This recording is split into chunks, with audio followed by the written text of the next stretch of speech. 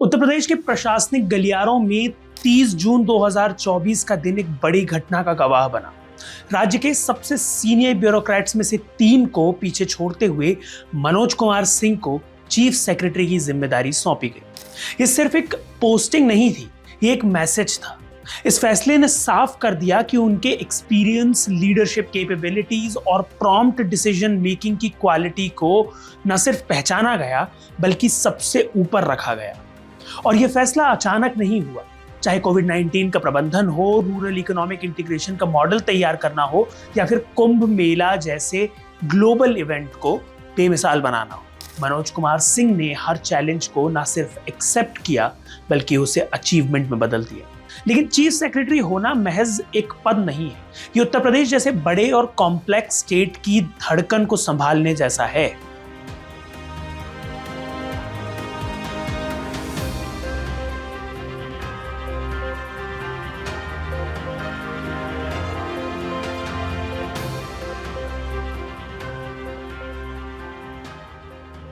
Before we begin, let me tell you, Indian Masterminds पर हम हर हफ्ते एक हाई रैंकिंग ब्यूरोक्रेट की प्रोफाइल कवर कर रहे हैं।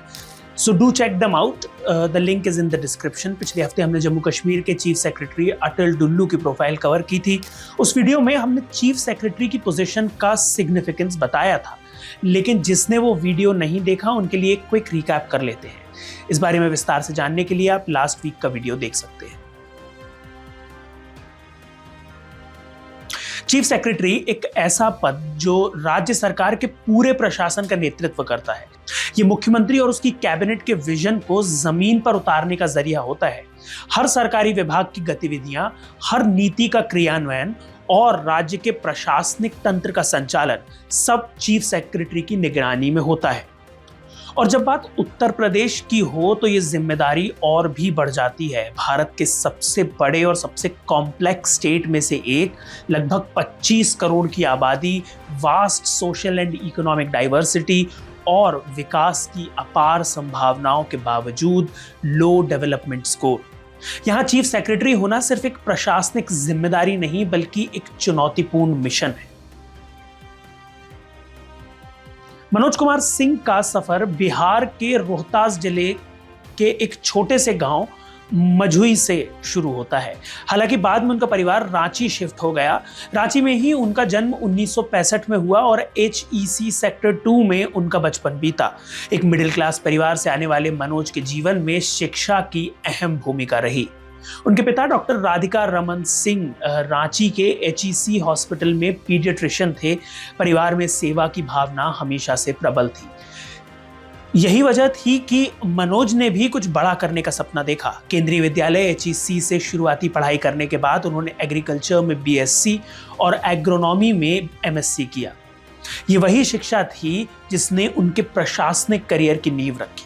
1988 में UPSC एग्जाम क्लियर करने के बाद 1990 में जब मनोज कुमार सिंह ने IAS अधिकारी के रूप में सेवा शुरू की तो उनकी पहली पोस्टिंग जॉइंट मजिस्ट्रेट के तौर पर उत्तर प्रदेश के मैनपुरी में हुई। इसके बाद उन्होंने गोंडा और अलीगढ़ में भी इसी भूमिका में काम किया। उनकी पहली बड़ी जिम्मेदारी झांसी में चीफ डेवलपमेंट ऑफिसर या CDO के रूप में आई, जहां उन्होंने 1995 तक काम किया। लेकिन उनका असली टेस्ट 1996 में शुरू हुआ जब उन्हें ललितपुर का मजिस्ट्रेट और कलेक्टर बनाया गया। इसके बाद उन्होंने गौतम बुद्ध नगर, पीलीभीत, मुरादाबाद और अलीगढ़ जैसे महत्वपूर्ण जिलों में डिस्ट्रिक्ट मजिस्ट्रेट के रूप में सेवाएं दी। मनोज कुमार सिंह की सबसे बड़ी ताकत उनकी ऑलराउंडर कैपेबिलिटीज रही हैं। उन्होंने rural development, Panchayati Raj, small scale industry, urban development और एग्रीकल्चर जैसे कई अहम विभागों में नेतृत्व किया। His role during the COVID-19 pandemic is one for the history books. वो टीम 11 और टीम 9 का हिस्सा रहे जिसने ग्रामीण इलाकों में संक्रमण को नियंत्रित करने के लिए ठोस योजनाएं बनाई और उन्हें लागू भी किया। उनकी सबसे बड़ी उपलब्धियों में से एक BC सखी योजना है। ये स्कीम उनकी दूरदर्शिता और पॉलिसी मेकिंग कैपेबिलिटीज का सबसे बड़ा एग्जाम्पल है। 2020 में महामारी के दौरान जब गांवों और छोटे कस्बों में बैंकिंग सेवाओं तक पहुंच कठिन हो गई थी तो मनोज कुमार सिंह ने ये पॉलिसी बनाई जिसे चीफ मिनिस्टर योगी आदित्यनाथ ने लॉन्च किया। बीसी सखी योजना के अंतर्गत 37,000 से ज्यादा महिलाओं को बिजनेस कॉरेस्पॉन्डेंट के रूप में ट्रेन किया गया। इन महिलाओं ने रूरल और सबर्बन एरियाज में बैंकिंग सर्विसेज पहुंचाई, जिससे न केवल रोजगार मिला बल्कि महिलाओं को आत्मनिर्भर बनने का मौका भी मिला। जुलाई 2024 तक बीसी सखीज ने 27,000 करोड़ के बैंकिंग ट्रांजैक्शंस में मदद की है और 10.58 करोड़ से ज्यादा ट्रांजैक्शंस पूरे किए हैं। इससे इन महिलाओं ने 72 करोड़ से ज्यादा कमीशन अर्न किया है। योजना की सफलता को देखते हुए इसे 1 ग्राम पंचायत 1 बीसी का लक्ष्य दिया गया है।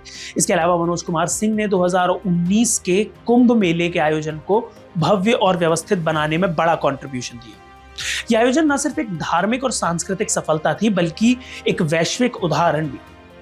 इतना ही नहीं, पंचायती राज के एडिशनल चीफ सेक्रेटरी के तौर पर उन्होंने स्वच्छ भारत मिशन के तहत उत्तर प्रदेश के सभी 75 जिलों को ओपन डेफिकेशन फ्री बनाना, लाखों टॉयलेट्स का निर्माण और रूरल क्लीनलीनेस में सुधार मनोज कुमार सिंह की योजनाओं का हिस्सा रहा है। ग्लोबल इन्वेस्टर्स समिट में 40 लाख करोड़ का इन्वेस्टमेंट जुटाना और ग्राउंड ब्रेकिंग सेरेमनी 4 या GBC 4 के जरिए 10 लाख करोड़ के प्रोजेक्ट्स लॉन्च करना उनकी लीडरशिप स्किल्स का प्रमाण है। मनोज कुमार सिंह की सफलता में उनके परिवार का भी अहम योगदान है। उनकी पत्नी डॉक्टर रश्मि सिंह 1989 बैच की IAS अधिकारी हैं और फिलहाल प्रिंसिपल रेसिडेंट कमिश्नर के तौर पर श्रीनगर में पोस्टेड है।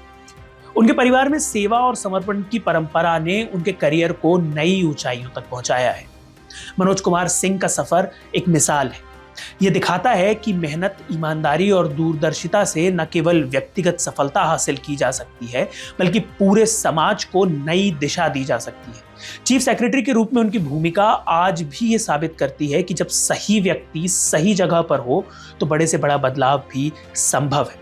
उत्तर प्रदेश के विकास की कहानी लिखने वाले इस अधिकारी की यात्रा को देखने और समझने से हमें यह एहसास होता है कि असली नेतृत्व केवल पदों से नहीं बल्कि काम और परिणामों से परिभाषित होता है। इस हफ्ते की ऑफिसर प्रोफाइल में इतना ही। ऐसे और वीडियोस देखने के लिए सब्सक्राइब करें इंडियन मास्टरमाइंड्स को। अगर आपको ये वीडियो पसंद आया तो इसे लाइक और शेयर जरूर करें। Thank you so much for watching.